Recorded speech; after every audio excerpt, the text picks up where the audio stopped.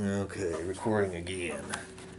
I'm trying to get this camera situated where I can see myself. This is the touchiest camera.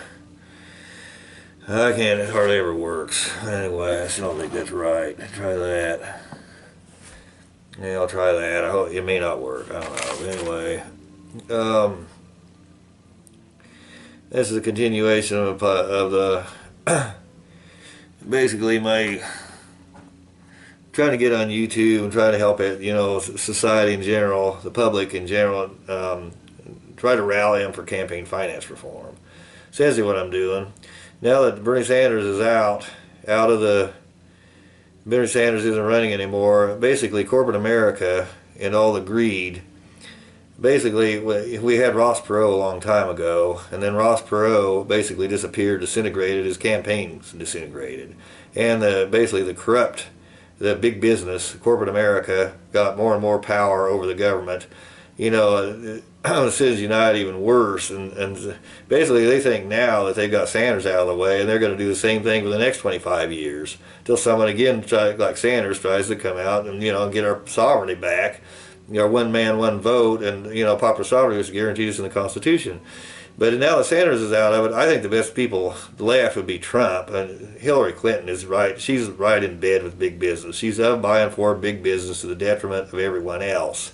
She wants a government of, by, and for corporate America. It's like putting a corporate lawyer with a strong bias and there to represent corporate America and putting him in as president. That's like putting Chief Justice Roberts in as president. But the other two, Trump is a little better.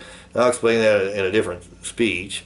But the other one is Jill Stein, and I think she's pretty good to vote for, even if you're a independent, because she's running on the Green Party, and the Green Party is pretty much people associated with Democrats. So it's likely to take votes away from Hillary, which would be good.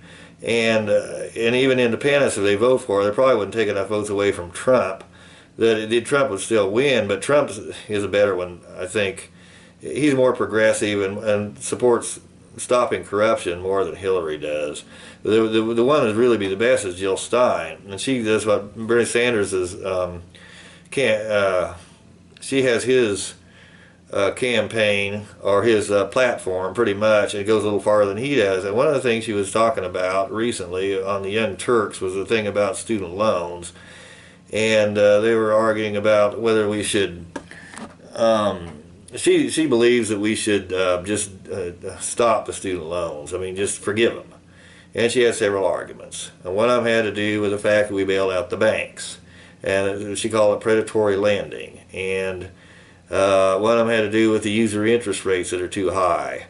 And basically she's right on all 3 points. And also, but I can add some things to that. And the guy on the Young Turks, I don't remember his name, Shank or something like that, was arguing that it did not pay him back would be, like not fair. I think if people had a real comfortable living like they did in 1958 when they get out of college, the average person in 1958, I think they should pay their loan back. But actually, none of them have that hardly. The same standard of living. If the person has the standard of living they had in 1958, they ought to pay back their loan.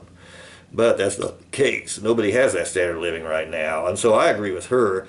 And basically, I make my case, and with we have 2 kinds of law in the United States. We have, I'm sure it's working. We have statutory law, American statutory law, and then we have case law, and which is civil law. Statutory law and civil law. And civil law is all based on British common law. And British common law has been around a long, long time. And it's well thought out. There's a lot of substance behind it. There's a lot of justice in it. And there's a lot of fairness in it.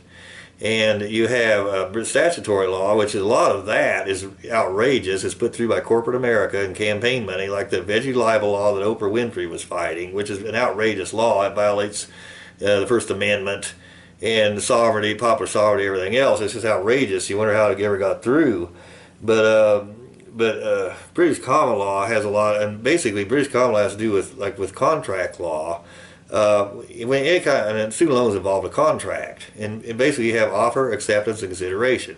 If you don't have one, with considerations money, offer, acceptance, you're presented with something, and if you accept it, then you have if you don't have one of those three components, then elements, then you have a voidable contract, or you have no contract. But if you have all three of those, you can still have a voidable contract for several reasons. One would be if the person's mentally incompetent, or the person was intoxicated when he signed it, or in writing it for more than a year in Colorado. That was one we had. It isn't real. And what was the other one? And if in unequal bargaining positions. Well, and fraud, and several other things, and a whole list of other things, which we didn't cover. You know, it was paralegal. I didn't study much law, but anyway, basically what you have here is you have the government reneging on a contract. And because, okay, if someone goes through college and they get the degree and they work hard and they do everything they're supposed to do, they got the degree and they were told they were going to have a job and don't have one, the government didn't hold up its end of the bargain. And you can prove the government did not hold up its end of the bargain. Because for one thing, they sent jobs overseas. They sent, they signed the GATT treaty and the NAFTA treaty when Ross Perot was in. And Ross Perot warned the country that they rammed it through Congress and that it sent jobs overseas, or jobs to Mexico.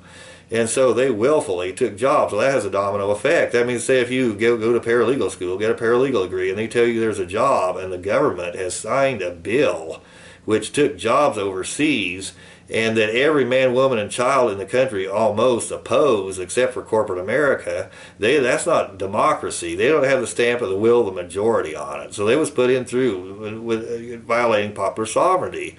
Essentially, it's put through undemocratically.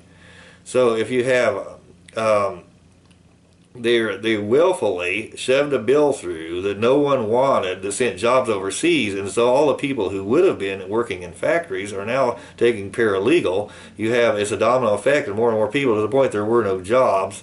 And the government was aware of this, and not only that, the government presented to the people that there would be, that the campaign finance system wasn't corrupt, and it was fair, and it didn't violate democracy. Well, this was a lie. Well, what is fraud? That's a lie.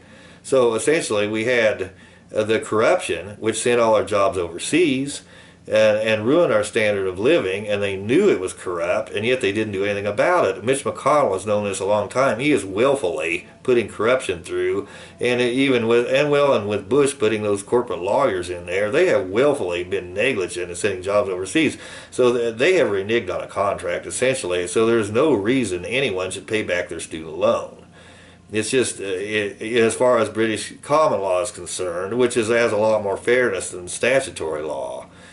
And anyway, she was arguing that it's predatory. Well, it's predatory in several ways. One is predatory because they've told you they have a usury interest rate. I mean, the bank pays you 0.025% on your savings account.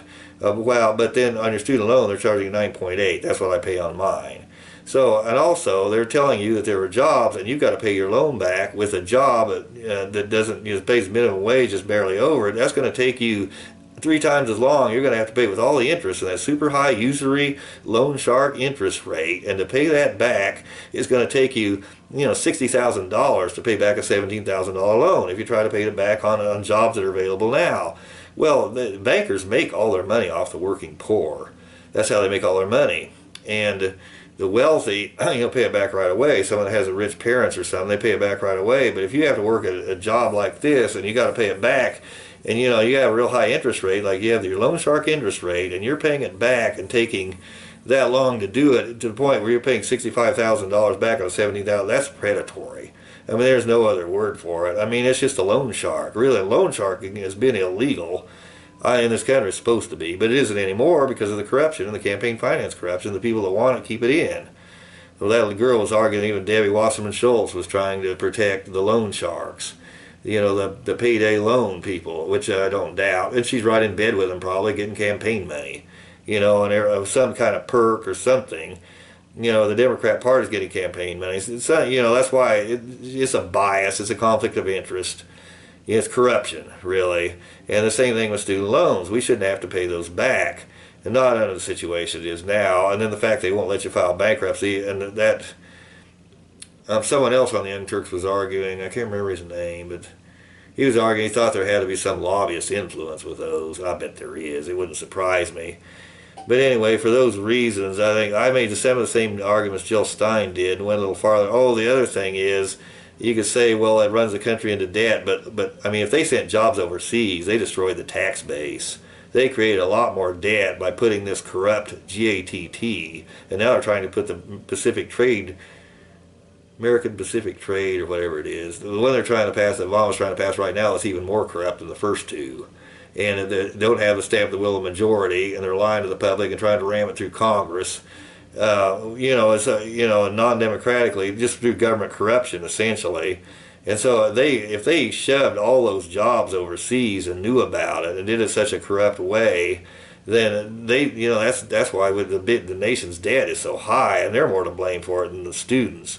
And like Jill Stein said, if they bail the banks out, they ought to be bailing the students out, because the students deserve it more than the bankers. And I think that's about all I had on that. But anyway, Jill Stein, I is definitely the one to vote for, and she was going a little farther than Bernie Sanders. I guess that's all I'm going to say on that.